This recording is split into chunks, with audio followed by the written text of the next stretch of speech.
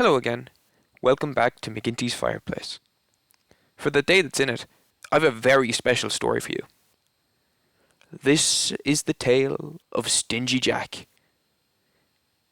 Stingy Jack was, by all accounts, a clever man. Too clever, perhaps, for his own good. He had a habit of getting himself into trouble everywhere he went. But he was such a charmer, he was able to talk himself out of harm's way. It's just as well, because his tongue got him into trouble as often as it got him out of it. As Jack got older, he started to get into more and more serious predicaments. He would often use his sweet words and devilish good looks to swindle unsuspecting passers-by out of their money, only to move on to a new town and do the same thing over and over again. His was a miserly, wicked heart, and his nickname was indeed well earned.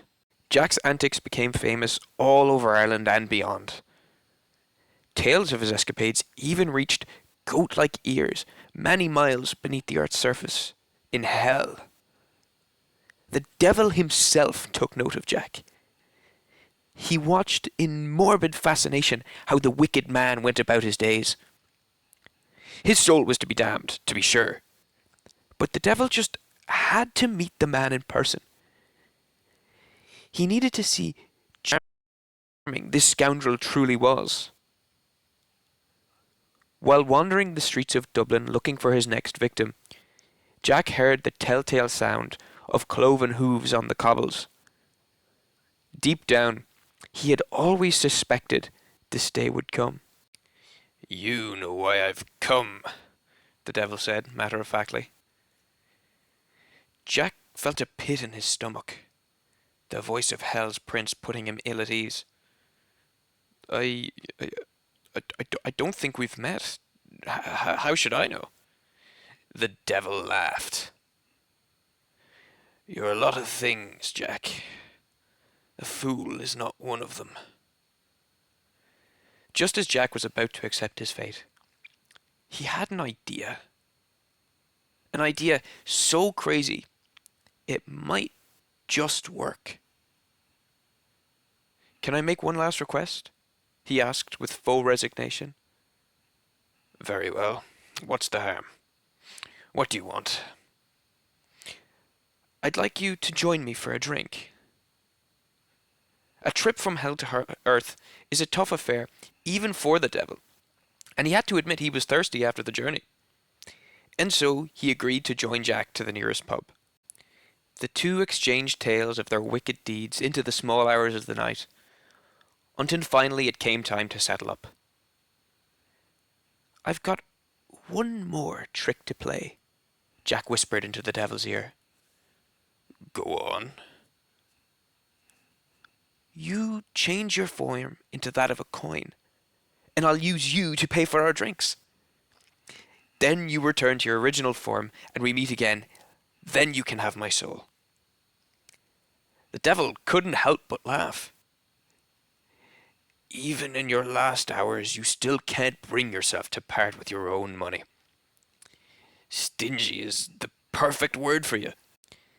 In an instant, the devil's body began to shrink and deform into a small gold coin, more than enough to pay for the tab. Without a word, Jack slipped the coin into his back pocket. Now, this usually wouldn't pose much of a problem for the devil. After all, he could always just turn back into his original form, or something worse. But unfortunately for the demon, Jack had swiped a pair of rosary beads from a passing priest on the way to the pub. The devil was in agony, unable to return to his original form in the presence of those blessed beads. "If you want your freedom, you'll have to agree to my demands," Jack said with a newfound conviction. "Oh, anything," the devil struggled. "You must not come for my soul for one more year." "You have my word." With that, he threw the coin out the window into the Liffey, content that he had outwitted the incarnation of malice.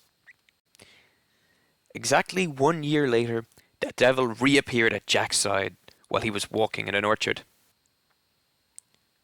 "Hello, old friend," the devil whispered, without a hint of a smile. Has it been a year already?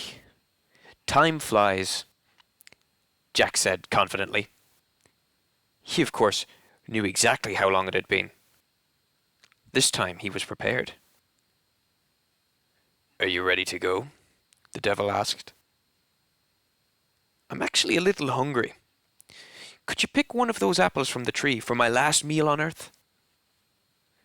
The devil seemed to forget that Jack had fooled him last time with a similar gambit and agreed. Once he started to climb the tree, Jack wrapped the same rosary beads around the narrow trunk, trapping the devil at the top.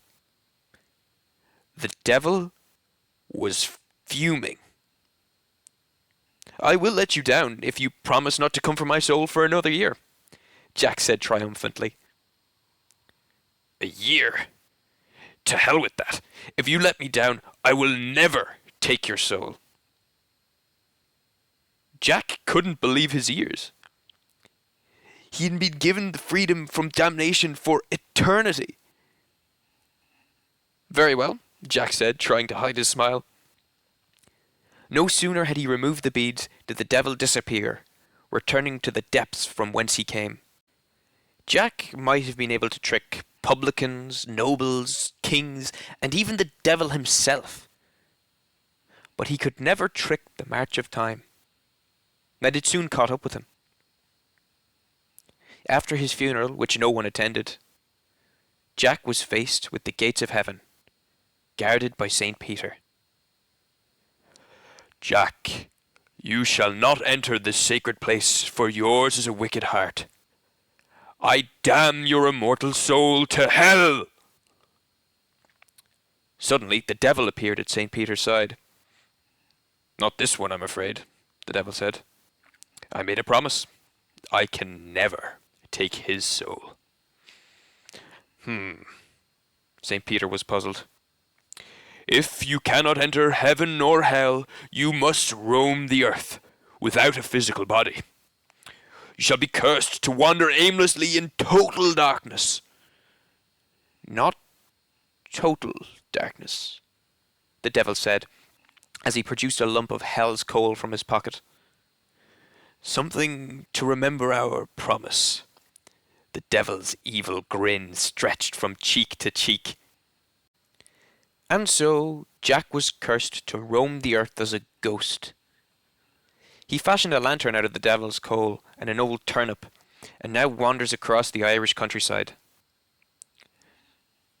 Sometimes, on a dark, clear night, you can see his lantern, its dim glow flickering in the distance. But Jack is angry, furious at the world that cursed him to his fate. It's best to stay away. Well, that's all from me. Happy Halloween and good luck.